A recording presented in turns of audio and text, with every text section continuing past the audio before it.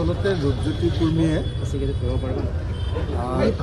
যি কাম কৰিলে অসমৰ সংসদীয় ৰাজনৈতিক ইতিহাসত এইটো অভূতপূৰ্ব নজিৰবিহীন আৰু আটাইতকৈ ইতিহাসৰ আটাইতকৈ বেয়া ঘটনাটো তেখেতে সংঘটিত কৰিছে। আচলতে বিজেপি দলটো কিমান অসহিষ্ণু, কিমান গণতন্ত্ৰ বিৰোধী আৰু তেওঁলোকৰ দলৰ ভিতৰত যে সংস্কাৰ নাই সেই কথাটো দেখ-দেখকৈ প্ৰমাণ কৰি দিলে আচলতে ৰূপজ্যোতি কুৰ্মী। এতিয়া যেতিয়া গোটেই চাৰিওফালৰ পৰা মানুহে ঘৃণা কৰিবলৈ লাগিছে, মানুহে নিন্দা কৰিছে, একদম সৰ্বসাধাৰণ একদম গাঁৱৰ ভিতৰৰ বা একেবাৰে একদম মানে যি ৰাজনীতিৰ লগতো জড়িত নাথাকে তেনেকুৱা মানুহেও যেতিয়া ক'বলৈ লৈছে যে এই বিজেপি চৰকাৰৰ উৎপাত অতি বেছি হৈছে, গতিকে উপায় নাপায় এতিয়া বিজেপিৰ ৰাজ্যিক সভাপতিয়ে ৰূপজ্যোতি কুৰ্মীক ক্ষমা খুজিবৰ কাৰণে তেওঁ নিৰ্দেশ দিছে আৰু শুনিছোঁ যে এতিয়া মুখ্যমন্ত্ৰীয়েও নিৰ্দেশ দিছে। গতিকে মই ভাবোঁ যে এইটো যদি হ'লহেঁতেন, মুখ্যমন্ত্ৰীয়ে যদি সঁচাকৈ নিৰ্দেশ দিবলগীয়া থাকিলেহেঁতেন লগে লগে দিলেহেঁতেন। এতিয়া তেওঁতো কিয় ইমান দিন, এই 24 ঘণ্টা পাৰ হৈ গ'ল, হয়নে নহয় কওক? 24 ঘণ্টা পাৰ হৈ যোৱাৰ পাছত এতিয়া মুখ্যমন্ত্ৰীয়ে যে ক'লে কেলে যে চাৰিওফালে সমাজত বেয়া প্ৰভাৱ পৰিছে।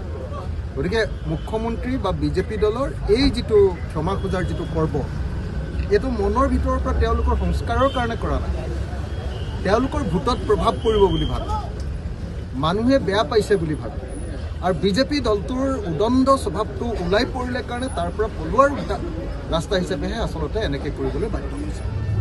আৰু মুখ্যমন্ত্ৰীগৰাকী একে সময়তে কৈছে যে অখিল গগৈক ক্ষমা খোজক, কাৰণ বেলেগ বিধায়কে কওঁতে অখিল গগৈ মাত মাতে, এইটো অন্যায়। মই যিমান দূৰ জানো যে বেলেগে কথা কওঁতে অসম বিধানসভাত আটাইতকৈ বেছিকৈ মাত মাতে হিমন্ত বিশ্ব শৰ্মা। তেওঁতো তেতিয়া দৈনিক ক্ষমা খুজিব লাগে। যিকোনো এজন মানুহে যদি হিমন্ত বিশ্ব শৰ্মা যদি বিধানসভাত থাকে, যিকোনো এজন সদস্যই যদি বক্তব্য প্ৰকাশ কৰি থাকে, তেওঁ মানে আনক ডিষ্টাৰ্ব কৰি থাকে। প্ৰথম দিনটোৰ পৰা দেখিছোঁ সদায় এনেকৈ ডিষ্টাৰ্ব কৰি থাকে।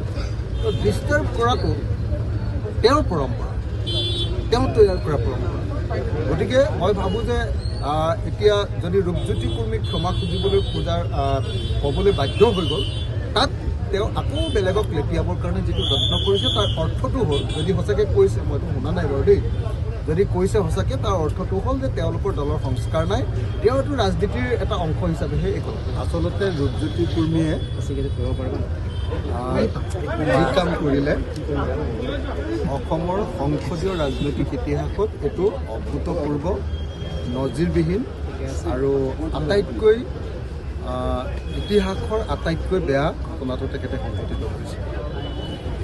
আচলতে বিজেপি দলটো কিমান অসহিষ্ণু, কিমান গণতন্ত্ৰ বিৰোধী আৰু তেওঁলোকৰ দলৰ ভিতৰত যে সংস্কাৰ নাই সেই কথাটো দেখ-দেখকৈ প্ৰমাণ কৰি দিলে আচলতে ৰূপজ্যোতি কুৰ্মী।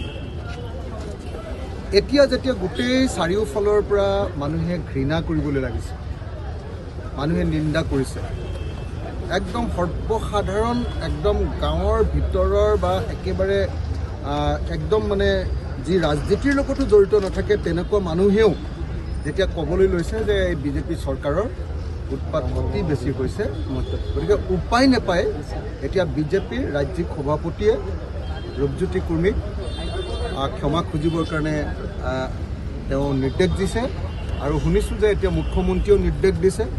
গতিকে মই ভাবোঁ যে এইটো যদি হ'লহেঁতেন, মুখ্যমন্ত্ৰীয়ে যদি সঁচাকৈ নিৰ্দেশ দিবলগীয়া থাকিলেহেঁতেন লগে লগে দিলেহেঁতেন। এতিয়া তেওঁতো কিয় ইমান দিন, এই 24 ঘণ্টা পাৰ হৈ গ'ল, হয়নে নহয় কওক?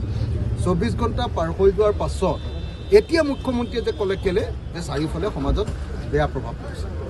গতিকে মুখ্যমন্ত্ৰী বা বিজেপি দলৰ এই যিটো ক্ষমা খোজাৰ যিটো পৰ্ব, এইটো মনৰ ভিতৰৰ পৰা তেওঁলোকৰ সংস্কাৰৰ কাৰণে কৰা নাই, তেওঁলোকৰ ভোটত প্ৰভাৱ পৰিব বুলি ভাবে, মানুহে বেয়া পাইছে বুলি ভাবে আৰু বিজেপি দলটোৰ উদণ্ড স্বভাৱটো ওলাই পৰিলে কাৰণে তাৰ পৰা পলোৱাৰ ৰাস্তা হিচাপেহে আচলতে এনেকৈ কৰিবলৈ বাধ্য হৈছে।